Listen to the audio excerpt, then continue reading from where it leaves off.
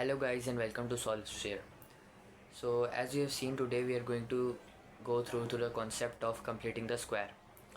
This is the concept that is not discussed usually in classes as we take it very lightly, and most of the students in our community just focus on its memorizing part and not the understanding part. But believe me, if you understand completing the square form, it would be very easy for you to solve every equation in just seconds rather than the memorizing part. So let's start. तो सबसे पहले हमें quadratic equation को तीन तरीक़ों से लिख सकते हैं, जो कि थ्री बेसिक फॉर्म्स हैं जो कि मैंने जॉट डाउन कर दिए हैं. And the first form is the general form ax² + bx + c. This is the general form. The second form we have is what we call the factorized form. A factorized form में हमारे पास इस तरह की कोई equation होती है, या फिर हमें कोई इक्वेशन दी हुई होती है और हम उसको इस पैटर्न में ला के इससे हमें ग्राफ के रूट्स पता चलते हैं, या फिर what you call x intercepts. This is what factorized form gives us. And the third one, which is the golden one, is completing the square. This is the completing square form. इसी पे आज मेरा सारा focus होगा. और completing square form हमें बताती है ग्राफ के टर्निंग पॉइंट्स. सही है. फॉर एग्ज़ाम्पल, अगर हमारे पास कोई इक्वेशन हो जो कि ए फॉर एग्ज़ाम्पल 2x - 3² + 4, तो हमारे पास -h = -3, बिकॉज ये वाला पार्ट जो है इसके साथ इक्वेट हो जाएगा. सही है. तो और उसके बाद ये वाला पार्ट हमारे इसके साथ इक्वेट हो जाएगा, k = 4. हेंस h की वैल्यू आ गई 3, k की आ गई 4. तो हमारे टर्निंग पॉइंट्स हो गए 3, 4. इस तरह से हम कंप्लीटिंग द स्क्वायर से अपने टर्निंग पॉइंट्स निकालते हैं. ठीक है. अब ये कुछ मैंने रूल्स लिस्ट किए हैं यहाँ पे, जिनको हम यूज़ करेंगे कंप्लीटिंग द स्क्वायर फॉर्म से आंसर्स निकालने के लिए. अब लेकिन देखें, ये वाले रूल्स जो हैं ये आपने याद नहीं करने, मेमोराइजिंग पार्ट में नहीं आएंगे. ये सिर्फ इसलिए हैं कि आपको देखें दो चीज़ों के लिए. सबसे पहले तो कि आप कंप्लीटिंग द स्क्वायर फॉर्म की बेसिक्स के लिए, कि आप सबसे पहले इक्वेशन बनाएंगे कैसे. एक बार आपने इससे इक्वेशन बनाना सीख लिया तो उसके बाद आपको इन रूल्स की कोई ज़रूरत नहीं पड़ेगी, क्योंकि फिर ये आपके फिंगर टिप्स पे होगा. एक बार आप 10-20 एग्जांपल्स इसके कर लेंगे, ये आपके फिंगर टिप्स पे होगा. और उसके बाद अगर आप कभी भूल गए तो आपने बस ये 3 रूल्स देखने हैं और आपको completing the square A to Z पूरा याद आ जाएगा. तो ये उस पर्पज़ के लिए हैं. अब देखें, अब सबसे पहले मैं आपके सामने कुछ ब्रैकेट्स खोल के दिखाता हूँ. ठीक है. फॉर एग्ज़ाम्पल, फर्स्ट 2 आइडेंटिटीज़ जो कि a + b का whole square and a - b का होल स्क्वायर, इनको मैं खोल के दिखाता हूँ आपको. a² + 2ab + b². This is very basic. ये तो हम क्लास 8 से पढ़ते हुए आ रहे हैं. I think a² - 2ab + b². First 2 identities मैंने आपके सामने ओपन कर दी. अब देखें, यहाँ से इम्पॉर्टेंट पार्ट शुरू होता है. तो फॉर एग्ज़ाम्पल मैंने कोई वैल्यू ले ली हो, मैंने कहा x + 2 होल स्क्वायर. ठीक है. तो अगर मैं इसको इसी फॉर्म में ओपन करूँ तो हो जाएगा x² + 2 2 = 4, 4x + 2 होल स्क्वायर. ठीक है. उसके बाद मैंने ले लिया फॉर एग्ज़ाम्पल x + 4, तो हो जाएगा x² + 8x + 4 होल स्क्वायर. ठीक है. इसके बाद मैंने ले लिया x - 7 होल स्क्वायर, तो जाएगा x² - 14x + 7 whole square. I think जो मैं आपको दिखाना चाह रहा हूँ आपने नोटिस कर लिया होगा. Which is the trend. Coefficient of x हमारा 4 है, जिसका हम होल स्क्वायर ले रहे हैं वो है 2, which is half of coefficient of x. Again हमारा x का कोफिशिएंट है 8 और जिसका हम नंबर का हम स्क्वायर ले रहे हैं वो है 4. Coefficient of x is 14, just ignore the minus sign for a while. और हम जिसका नंबर का होल स्क्वायर ले रहे हैं वो है 7, विच इज़ जब हम किसी नंबर का स्क्वायर ले रहे हैं तो वो x के कोफिशिएंट का हाफ है. दैट्स द पॉइंट जो मैं आपको बताना चाह रहा हूँ. 4 divide by 2 is 2, 8 divide by 2 is 4 and 14 divide by 2 is equals to 7. इस ट्रेंड को आपने देख लिया. अब इसी ट्रेंड को यूज़ करते हुए हम एग्जांपल्स को सॉल्व करेंगे. सही है. अभी अगर आप लोग को मुश्किल हो रही हो तो नो प्रॉब्लम, स्टार्टिंग में होता है, लेकिन जस्ट स्टिक विद मी और देखिएगा आपके फिंगर टिप्स पे कंप्लीटिंग द स्क्वायर होगा. तब हम मूव ऑन करते हैं एग्जांपल्स पे. तो let's start with the first example. अच्छा, एग्जांपल देखते हैं. आपके सबसे पहले दिमाग में ये आया होगा कि यहाँ पे 10x है और इधर 3 है, तो ये तो हाफ नहीं है. तो ये बेसिकली ये हमें एक इक्वेशन दी हुई है जिसको हमें कन्वर्ट करना है इनटू कंप्लीटिंग द स्क्वायर. अब ये हम कैसे करेंगे? This is our main focus. सही है. हम अपने रूल्स पे स्टिक करेंगे. तो हमारा फर्स्ट रूल था कि हमें चेक करना है if the coefficient of x is 1. ठीक है. तो यहाँ पे हम चेक कर लेते हैं x का कोफिशिएंट, x स्क्वायर का कोफिशिएंट, सॉरी x स्क्वायर का कोफिशिएंट यहाँ पे हमारा 1 है. फर्स्ट रूल हमारा सेटिस्फाई हो गया. अब हम मूव ऑन करते हैं सेकंड रूल पे. सेकंड रूल हमारा था कि if the coefficient of x square is 1 then add and subtract half of coefficient of x. सही है.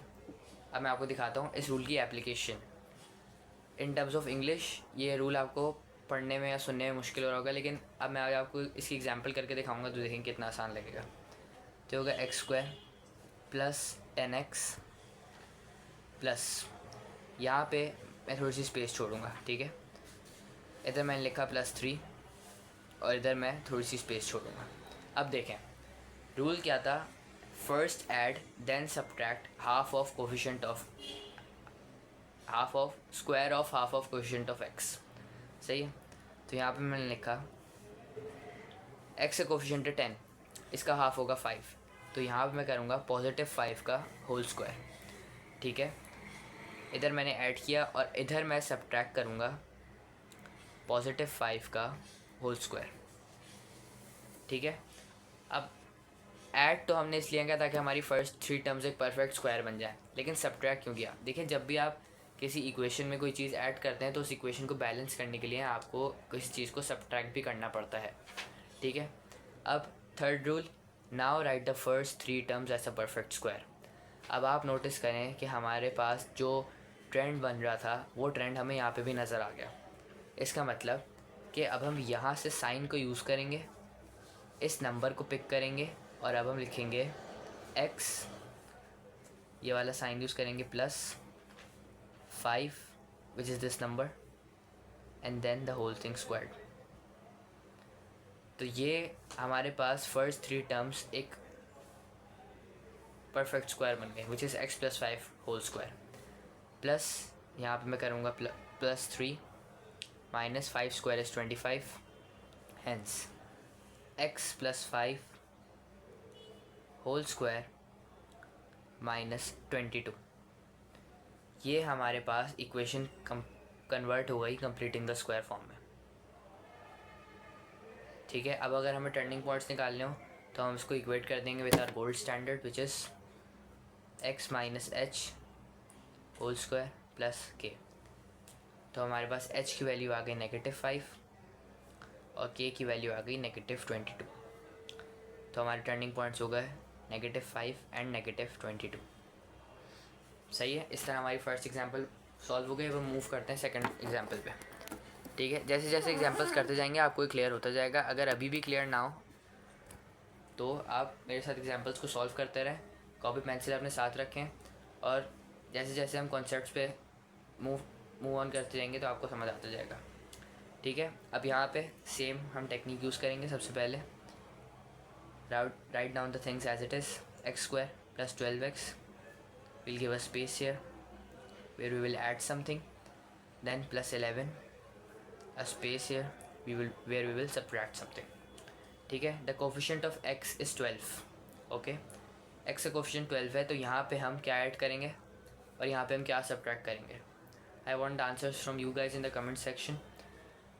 So the half of 12 is 6, hence here we will add positive 6 whole square. This positive sign is coming from here. अगर यहाँ पे negative होता तो इधर हम negative 6 use करते विच जो कि इवेंचुअली स्क्वायर होकर 36 ही बन जाता, लेकिन फिर भी इसका आप ख्याल रखें, ठीक है। 11 माइनस पॉजिटिव 6 होल स्क्वायर, ठीक है, एक्स स्क्वायर। अब पॉजिटिव साइन ये वाला यूज़ करेंगे, नंबर ये वाला, और अब हम इसको एक परफेक्ट स्क्वायर में लिख देंगे। X plus 6 whole square plus 11 minus 36, ठीक है। तो ये हो गया x square x plus 6 whole square minus that becomes 25। इस तरह हमारी ये वाली इक्वेशन भी कंप्लीटिंग द स्क्वायर फॉर्म में कन्वर्ट हो गई। अब अगर हम इससे टर्निंग पॉइंट्स निकालें तो ये हम प्रीवियसली कर चुके हैं, तो इसमें हमारे टर्निंग पॉइंट्स आएंगे -6 एंड -25। अब मूव ऑन करते हैं थर्ड एग्जांपल पे। Now let's start with example number 3। अच्छा, अब आप देखें ये शुरू की 3 या 4 एग्जांपल्स जो हैं वो एक ही जैसी हैं, सेम टाइप की हैं। ये मैंने इसलिए किया ताकि आप लोग का हाथ सेट हो इस पर, क्योंकि जैसे जैसे हम डिफ़िकल्टी लेवल बढ़ाएंगे आप लोग के कॉन्सेप्ट्स क्रिस्टल क्लियर होने चाहिए ताकि आप इक्वेशन सॉल्व कर सकें। मैं रिकमेंड करूँगा कि आप लोग ख़ुद से भी इस वीडियो को पहले पॉज करें और पहले ये सॉल्व करने की कोशिश करें, तो क्योंकि आपकी प्रैक्टिस के लिए बहुत अच्छा है। तो हम स्टार्ट करते हैं। X square plus 4x plus, मैं यहाँ पे जगह छोड़ूंगा, where I will add something plus 10 minus and here I will subtract something, ठीक है। ऐड और सब्ट्रैक्ट में क्या करूँगा, half of coefficient of x, so 4 का हाफ होता है 2, इधर मैंने कर दिया पॉजिटिव 2 का होल स्क्वायर और इधर मैंने कर दिया पॉजिटिव 2 का होल स्क्वायर सब्ट्रैक्ट, इधर ऐड इधर सब्ट्रैक्ट। इसको मैं फर्स्ट 3 टर्म्स मेरी जो है इनको मैं कन्वर्ट करके लिख दूंगा एक परफेक्ट स्क्वायर में, जो कि मेरे पास बन रहा है x प्लस 2 का होल स्क्वायर। ये पॉजिटिव साइन अगेन मैंने कहाँ से लिया, इधर से, और नंबर 2 मैंने इधर से लिया, प्लस 10 माइनस 2 स्क्वायर इज़ 4, तो हो गया x plus 2 whole square plus 6। यहाँ पे हमारे टर्निंग पॉइंट्स आ गए। h की वैल्यू हमारे पास आ जाएगी -2 और k की वैल्यू हमारे पास आ जाएगी पॉजिटिव 6। ये हमारे टर्निंग पॉइंट्स आ गए। Now let's move on two example number 4, ठीक है। Example number 4, x square plus 5x plus, here I will leave something, here I will leave a space to add the square of something, then plus 3, and here I will leave a space to subtract the square of something. Now अच्छा, आप देखें अब तक जो हम deal कर रहे थे वो हम डील कर रहे थे होल नंबर्स में एंड टीचर्स में, लेकिन अब x का कोफिशिएंट हमारा 5 है, जिसको अगर हम हाफ़ करेंगे तो हमारे पास इधर 2.5 बनेगा। 2.5 का हमें होल स्क्वायर लेना होगा। अब दैट्स नॉट अ प्रॉब्लम, ये कोई प्रॉब्लम नहीं है, आप इसको कैलकुलेटर से भी सॉल्व कर सकते हैं। तो अगर कोई पार्ट डेसिमल्स में आ जाए तो so no need to worry, ठीक है। तो इधर मैं ऐड करूँगा पॉजिटिव 2.5 का होल स्क्वायर और इधर मैं सब्ट्रैक्ट करूँगा पॉजिटिव 2.5 का होल स्क्वायर, ठीक है। तो अब फर्स्ट 3 टर्म्स को मैं as it is perfect square में लिख दूँगा। x प्लस पॉजिटिव साइन मैंने यहाँ से लिया और 2.5 नंबर यहाँ से लिया, प्लस 2.5 होल स्क्वायर, ठीक है, प्लस 3 माइनस, मैं 2.5 का होल स्क्वायर कैलकुलेटर पे करता हूँ, तो ये बन रहा है 6.25, ठीक है। अब x plus 2.5 whole square plus 3 minus 6.25, इसको मैं कैलकुलेटर में पुट इन करता हूँ, तो ये बन रहा है -3.25। तो इस तरह हमारी ये वाली इक्वेशन भी कंप्लीटिंग द स्क्वायर फॉर्म में आ गई। No need to worry, decimals से परेशान होने की ज़रूरत नहीं है, क्योंकि मोस्टली स्टूडेंट्स कहते हैं डेसिमल्स आ गए अब क्या करेंगे, etcetera etcetera, but no need to worry. तो अगर मैं इसमें टर्निंग पॉइंट्स निकालूँ यूजिंग द गोल्डन स्टैंडर्ड, तो हो जाएगा x minus h whole square plus k, तो मेरे पास h की वैल्यू आ गई -2.5 और k की वैल्यू आ गई -3.25। तो टर्निंग पॉइंट मेरे पास बने -2.5 -3.25। ठीक है, अब मैं मूव ऑन करता हूँ टू एग्जाम्पल नंबर 5। अब देखें, नाउ रिमेंबर रूल 1। अब अगर हम रूल 1 को याद करें तो रूल 1 ने हमसे बोला था कि पहले आप चेक करेंगे कि एक्स स्क्वायर का जो कोफिशिएंट है वो 1 है या नहीं। सही है। अगर हम यहाँ पे देखें तो हमारे पास एक्स स्क्वायर का कोफिशिएंट 1 नहीं है, और उसमें हमें बताया था कि if the coefficient of x square is not 1 then take common throughout the equation. यानी कि एक्स स्क्वायर का कोफिशिएंट 1 करने के लिए हमें 2 कॉमन लेना पड़ेगा, तो इस 2 को हम through out the equation common लेंगे। ठीक है, तो अब मैं स्टार्ट करता हूँ step by step. At first मैंने 2 कॉमन लिया, तो यहाँ बना x square plus 4x plus 10। अब इसी तरह इस इक्वेशन को हम पहले ऊपर सॉल्व कर चुके हैं, लेकिन मैं इसको दोबारा सॉल्व करूँगा। ठीक है, ताकि आपके कॉन्सेप्ट्स अच्छे हों। X square plus 4x plus यहाँ मैं छोड़ूंगा to add the square of something plus 10, इधर मैं स्पेस छोड़ूंगा to subtract the square of something.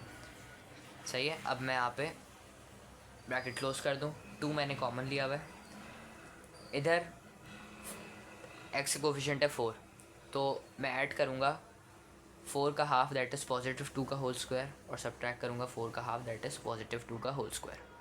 ठीक है, तो ये मेरे पास एक परफेक्ट स्क्वायर बन गया, दैट इज़ x प्लस 2 का होल स्क्वायर प्लस अब इधर 10 माइनस 4।